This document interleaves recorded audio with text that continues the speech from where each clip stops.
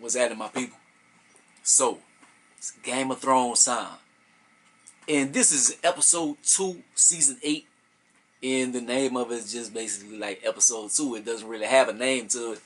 So, getting into the episode, basically, they get to Winterfell. They do a lot of talking. That's it. So, I'm going to talk to y'all later. Nah. But it's kind of like that. Like the first episode, it was a lot of people reuniting. In this episode right here, it's still a little bit of that reuniting and stuff, but then it's kind of like a bleak outlook because everybody is kind of preparing for their last days. Everybody thinks like we probably not gonna be here tomorrow. Everybody is kind of trying to tie up loose ends and stuff. So it starts off, Jaime Lannister, he shows up, he's in front of the queen and everything, in front of Daenerys.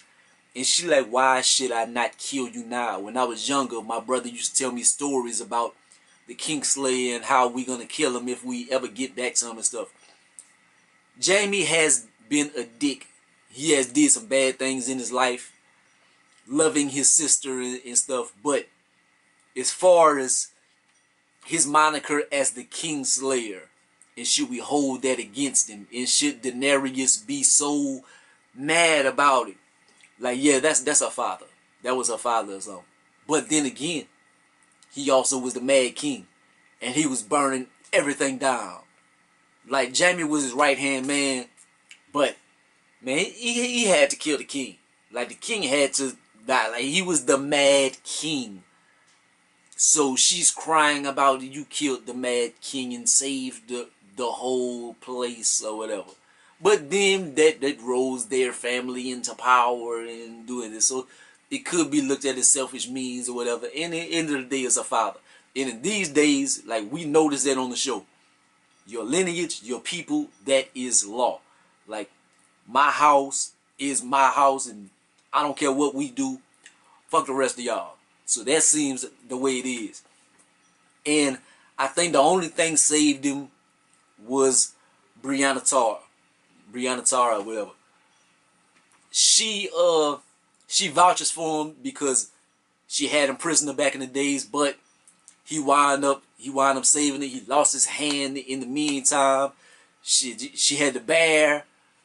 Did he save her from the bear or did she save him from the bear? I think one of them got saved in the bear. I don't remember. Did she jump in the pit? I don't know. They had a bad thing. So they've been saving each other. They fought with each other. And basically after she spares his life and she like, well, we do need the bodies to fight and whatever. He has a good moment with her. He's like, man, I'm not the fighter that I once was, but I came because I want to serve under you. And I think there's an underlying kind of romance in the works. Well, I don't know about in the works. Because they have a crazy dynamic. Because he's in love with Cersei and stuff. But he has feelings for her. But he can't really go. He can't really pursue him because Cersei. Pretty much. And she's not really the kind of chick that he always has went for. If that makes any sense. And whatchamacallem, Torrin, whatever his name is, he has a big crush on her. He's like, where's the big woman? And she kind of says like, I'm happy that you're here. Oh, I'm happy that you're fighting. So does she kind of like him a little bit as well? I know she really likes Jaime, but does she kind of like Homeboy as well? Because he's kind of the first one that really aimed at her, like really showed her attention like that. She's never really had that. Because even Jaime, they have like a childish flirtation. Because he like the dude that kicks sand in sandbox. He always has been really negative towards her in their relationship. But they do seem to have some kind of chemistry. But other noticeable parts in the episode, when Daenerys is talking to old boy, man. Daenerys and Jorah. Daenerys and Jorah is talking, and he kind of convinces her, don't give up on Tyrion right now, man. Because, yeah, he made a few mistakes, but he gonna learn from that. Tyrion is really he's a good hand, and trust him, because she wants to kind of get away from him because it's a few of his things have been bad or whatever. And then he also advises her, go talk to Sansa. So they have been having a stupid, crazy, stupid dynamic. Like, Sansa seems like she's very jealous of her, maybe because of her beauty and her power. And Sansa always wanted power. Sansa wanted to be the king's wife, and I want to be the queen or whatever. And now look like Daenerys is gonna be the one sitting on the Iron Throne, and she has no way of getting that power. So, and then it's like Daenerys is like, well, she doesn't want to bow down to me. You're gonna show me my respect or whatever. So they have a power dynamic. That's real funny. And it looked like they have some kind of common ground. They like, look, I love your brother. Look, I love him, etc. But I want to do what's best for him. And she like, my brother, he's blinded by you. Men, they get stupid whenever they fall in love. So I don't know if you manipulating him. But she like, how am I manipulating him when I'm fighting his war? But then she like, you in the North, will you bow down the knee? And it's like, will you leave the North alone? Will you bow down the knee? And it looked like it's gonna be ahead. Every time they seem like it's going to be a collision course, they have something that kind of, something happens and they have to go somewhere in blase. Other things, they have the council. They have the council, man. And so they start devising their plan. And basically, man, it's hard for them to beat that army. The army of the dead is incredible. How will you be able to beat the Night Army, man? The White Walkers. And their plan basically is, look, we gotta kill the Night King, and then all the rest of them will fall. But how do we get to him? In Bran, you like, you could use me for bait. He wants to kill me. Killing me is the end of humanity as we know it, because you kill the history of man. I know everything. I have all the knowledge and stuff. If all my knowledge is gone, well, then humanity fails to exist, and pretty much. So he wants to use himself as bait. And it's crazy that Theon is the one that's like, I will protect you. Would you trust your life to Theon? He deserves a chance to redeem himself, but I would want a few different people. Tyrion wants to fight, and Daenerys is like, nah, you are more valuable to me in the other means. He feels kind of slighted as well. There's a bunch of dynamics in that, and then it's everybody is kind of making amends and whatever, because this might be their last day on Earth. The Night Watchmen and stuff, they have came. Look, they're gonna be here in the morning. So the Hound and Arya, they finally talk again, and they have a love relationship. Not like love like that, but love like a family type love. They'll never say it, but he taught her a lot. She taught him a lot about how to fight for somebody else and stuff, and not be as selfish. And he taught her, like, by any means to survive. And she has grown to become she is a beast now. And he has helped a lot of people, man. He was in that community before everybody died, so he has been an integral part of things that have happened. So somebody takes me. I'm trying to keep my train of thought. But they have their little discussion and stuff, and he like, where you going? I'm not about to die with spend my last times with y'all old farts, etc. So she goes meet Gendo, what his name is.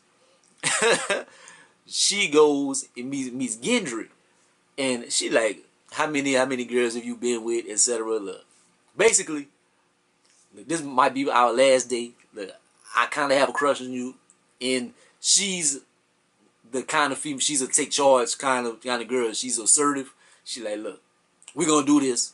I'm not the Red Queen. I'm not taking your pants off, well, but we're gonna do this. So they have a little sex scene, and me and my uncle, he was here. He was watching it together, and it was like, because we seen her as a little child, man, from the show. So it's like whenever she finally had a scene, it's like, nah, we don't really want to look at her like that, because she's still, I'm pretty sure she's grown, but she still seems like that little girl in the series. So, but that's a big moment for her in her lifetime or whatever.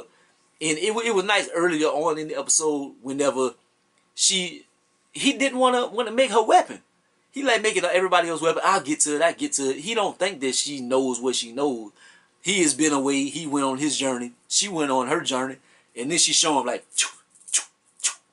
throwing the knives and stuff. He like, oh, so you really the truth? Okay, I'm gonna make you a weapon. So he makes a staff.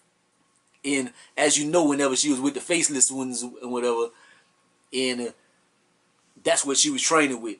So she going back to her roots of that in her training with that situation. They have a little get together, and it's Jamie, and then they have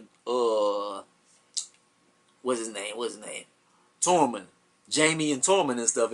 They're kind of like vying for Brienne's attention, kind of like he's talking to, and Tormund is like, that was hilarious.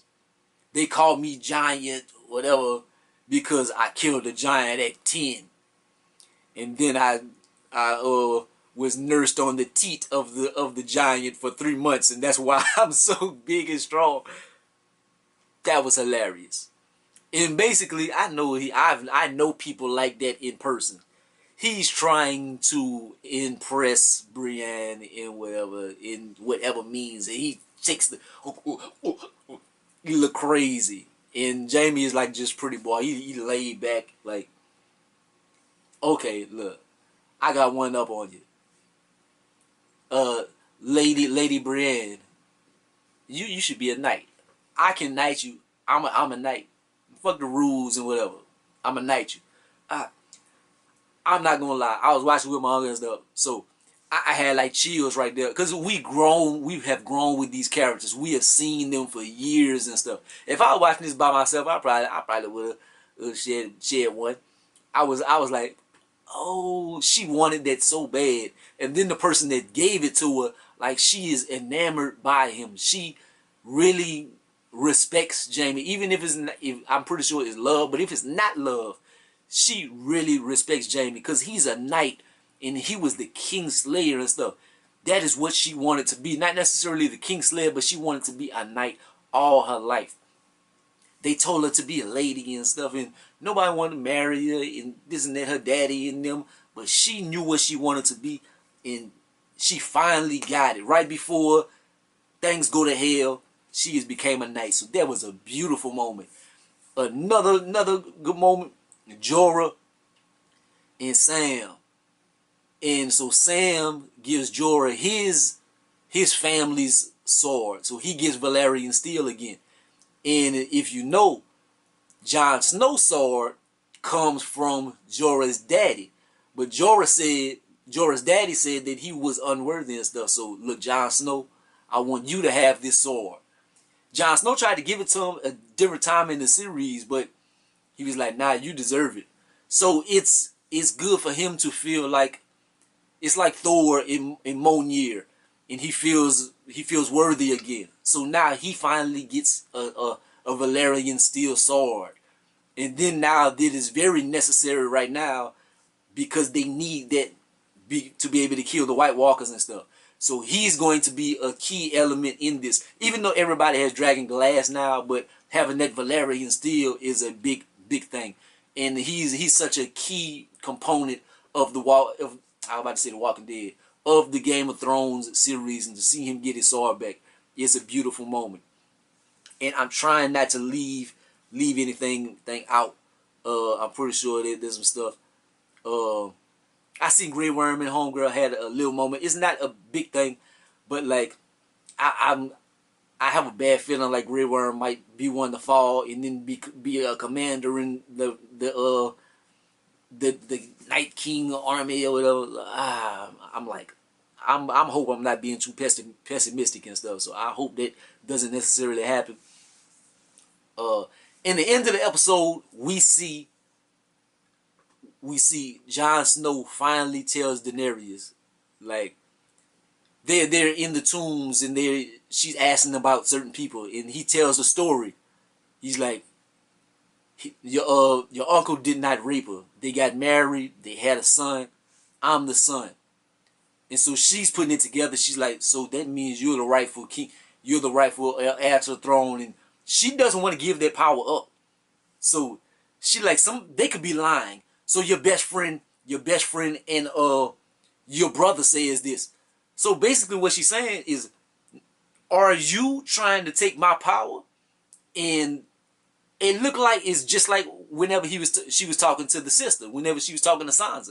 And it's like, before things butted heads, they had the warning. So they had to leave their discussion. And we see the last little scene. Chills again.